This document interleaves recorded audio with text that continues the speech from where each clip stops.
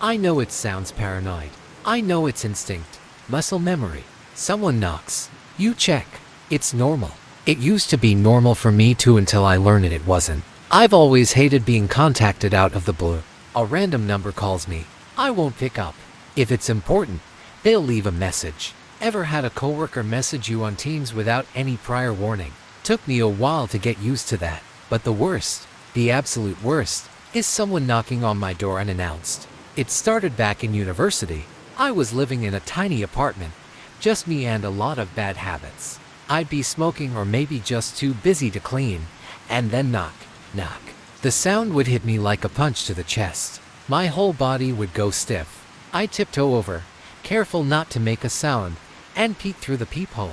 Most of the time, I didn't open the door, just pretended I wasn't home. Was it introversion? Paranoia? I don't know, but it stuck. 15 years later, in a dozen different apartments, I still did it. When someone knocked, I tiptoed to the door, checked, and if I didn't feel like it, I wouldn't open up. Maybe some unresolved anxiety. It worked. I didn't have to deal with unexpected visitors. And if it was important, they'd find another way to reach me. I thought it was fine until 2 weeks ago.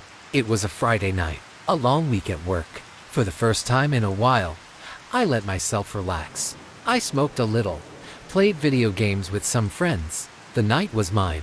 I had my headphones on, fully immersed, when I felt it.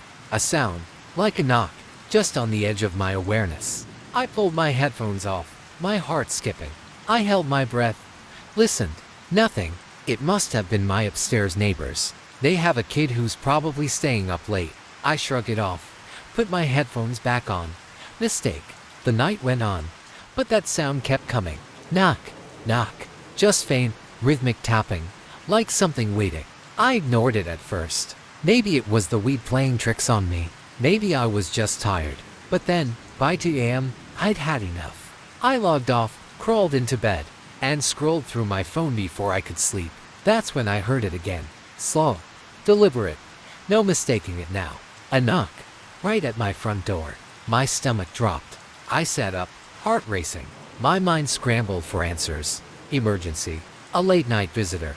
But why hadn't they knocked harder? Why wasn't there panic in the knock? Why so patient? I slid out of bed, my breath shaky. I moved carefully, trying to make no sound. I grabbed my phone, using its flashlight to guide my steps. But I turned it off before reaching the door. I didn't want them to know I was awake. I crept forward, pressing my eye to the peephole. The cold rush of dread flooded my veins. There was someone standing there. Their back was to me. The hallway was a dead end. It's not like they were facing another door. Nothing, just starting at a well. Tall, broad, dressed in black. The sound of their breathing deep, slow, heavy echoed through the silence. My skin crawled. My mouth went dry. Every instinct in me screamed at me to move, to do something. But I couldn't. I just stood there, frozen, watching through the peephole. And then, it twitched. Not a step, not a turn, but a violent shudder. Like something inside it was broken. A glitch. The body was unhinged, for just a second. It did that a few more times. It seemed to jerk backward, though it didn't turn. It wasn't a normal retreat. It was moving backwards, but not towards me. It was almost mechanical. I kept looking through the peephole. The hallway was empty, and it stayed empty. I barely slept that night. Every little noise made me flinch. Every shadow felt wrong. The knocking, though it didn't stop. Every night, at exactly 2:30 a.m. It came, slow, methodical, and hurried, and I couldn't stop myself. I crept to the door, heart pounding, and peered through the peephole. It was always there, always in the same spot, always facing the wall. The second I saw it, my stomach would twist with dread, like ice spreading through my veins. But still, I'd check. I had to. Maybe I thought if I didn't, it would get worse. My bad habit had the best of me, and I truly couldn't ignore it. I know what some of you are thinking.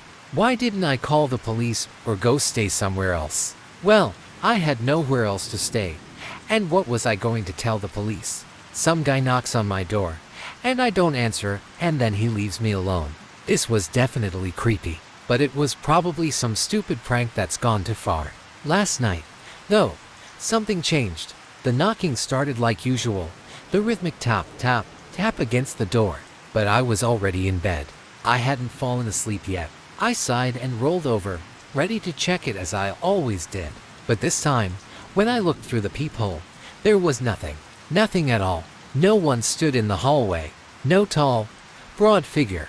Just empty space. I was already pulling away from the door when I heard it again.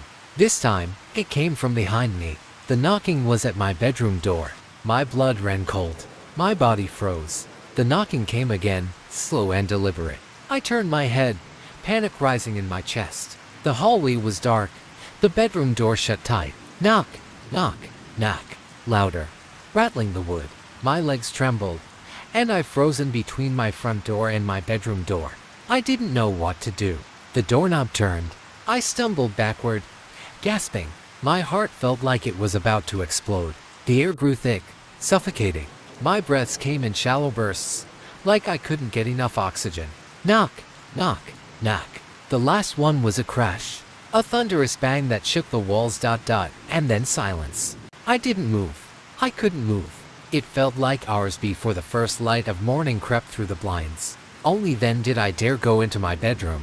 It was empty. Tonight, I know it will come again, but I won't look. Not this time, because I know, if I do, I won't be looking at it. It will be looking at me. Wow, guys, that one still gives me chills. If you made it to the end, let me know you survived. Don't forget to smash that like button if you enjoyed the terror, and subscribe if you haven't already. We're creeping closer to that 1K goal, and your support means everything. Hit the bell so you never miss a nightmare-fueled upload. Stay spooky, stay safe, and remember, you might want to sleep with the lights on tonight. Until next time, peace out, if you can.